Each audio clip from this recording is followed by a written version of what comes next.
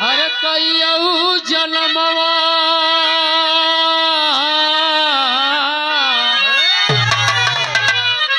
हर कईयऊ जनमवा का प्यार बगिया में ई सुगना लूटई बाहर बगिया में।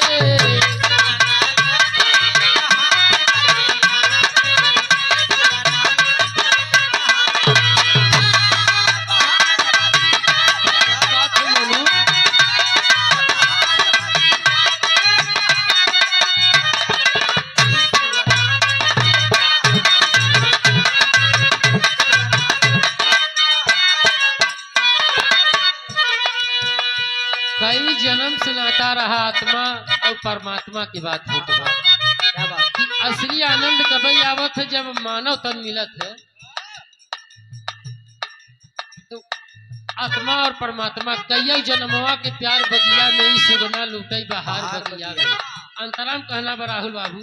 पहला मुलाकात में मान थोड़ा नहीं थी रेस जब 2-4 राउंड दौड़ ले 16 से 8 से अंतर रहते अंतराम कहना का जन्म जन्म का नाता इससे लगाया सुगना कई जन्म के बाद बाग में आया सुगना आगे पहले भी गया सारा जन्म खो दिया फंसा यमराज के हाथों में काहे रो दिया।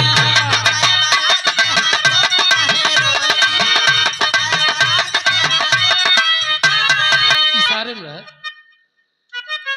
बड़े भाग्य मानुष तन पावा सुर दुर्लभ सब ग्रंथ ही गावा जन्म जन्म का नाता इससे लगाया सुगना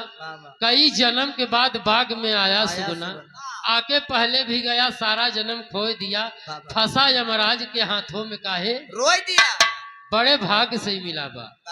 जन्म जन्म मुन जतन कराही अंतराम कही आवत। अरे अब की न खाए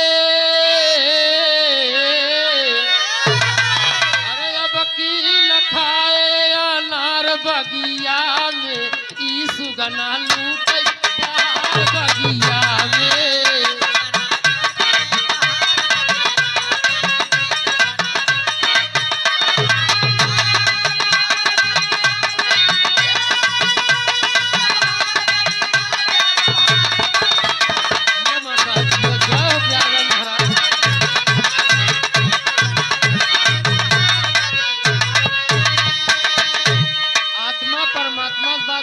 भगवान धोखा न होए कहें तू ऐसे गुमराह कर अब की न खाए अनार बगिया में कहें जो कुछ माफ हो गलती हो जाए माफ किया यार दूसरे अंतराम कहना बा मार के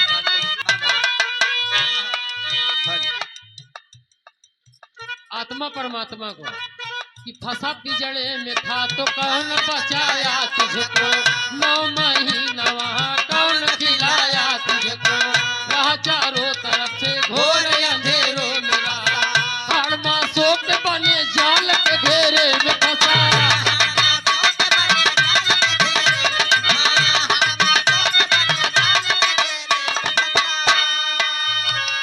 आत्मा परमात्मा से बात होत बा कहे नहीं बितावत तू हमका गोल मोल घुमावत है फंसा पिजड़े में था तो कौन बचाया तुझको 9 महीना तक कौन खिलाया तुझको रहा चारों तरफ से घोर अंधेरों में फंसा हाड़ मासों के बने जाल के घेरे में फंसा कहें तब तोहका क्या निदान किए रहा तब डिलीवरी बॉय स्लिप कार्ड वाले वहां न पहुंच पाते। आत्मा परमात्मा की बात हो रही है गुरु जी कहना बका कि अरे तहवाल कोई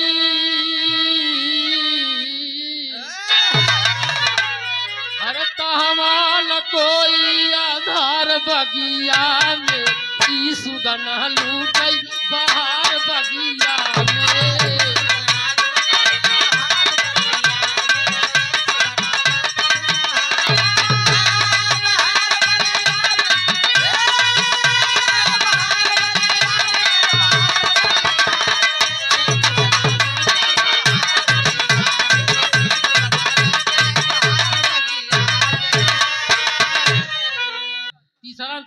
साहब हाय हाय हाय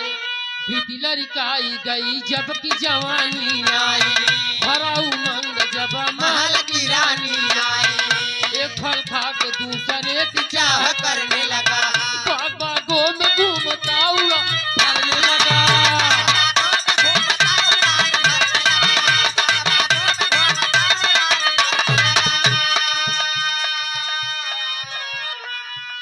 कहना व तीसरे अंतरा में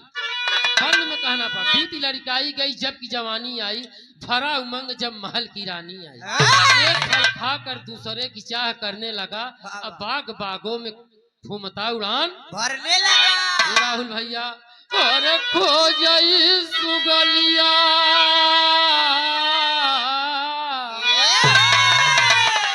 अरे खो जाई सुगनिया का प्यार बगिया में सुगना लूटई बार बगिया में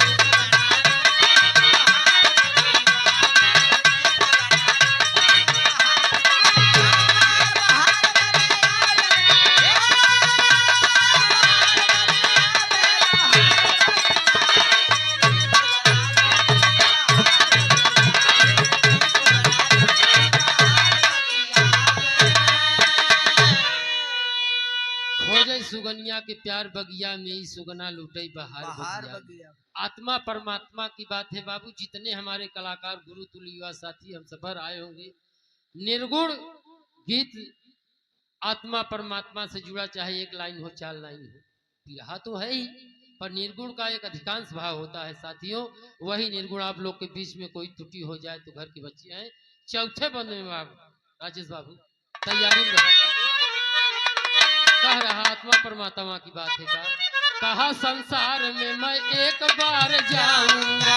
हंसू माया में नहीं धर्म को कमाऊंगा यहाँ भी वो सारा करार भूल गया खुद परिवार के चक्कर में प्यार भूल गया।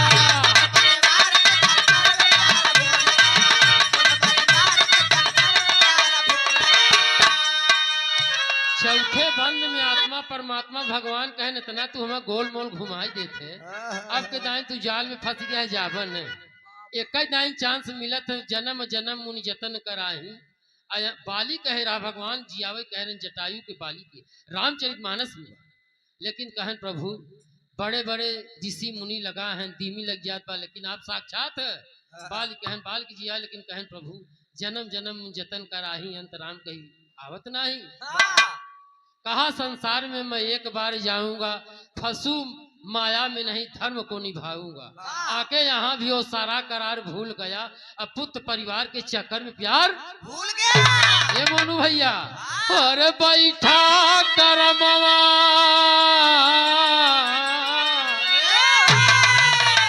अरे बैठा करमवा की डार बगिया में ई सुगना लूटई बाहर बगिया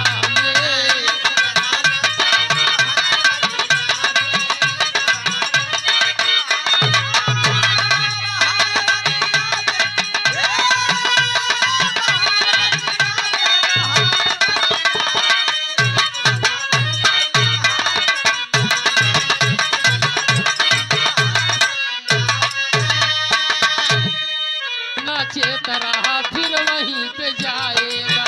अपने भगवान से क्या करके क्या बताएगा गया संसार में कितना धर्म कमाया है धारा भी फंसा फिर यही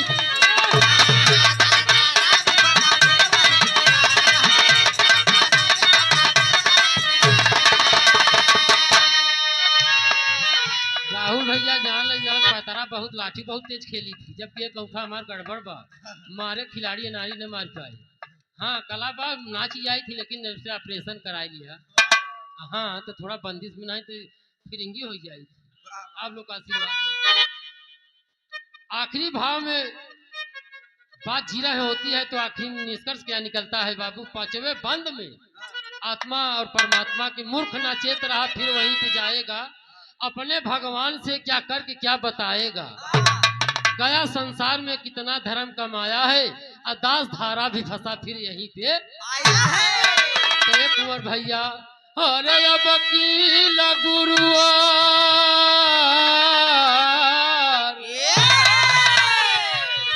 अरे वकील गुरुवर उधार बगिया में ई सुगना लूट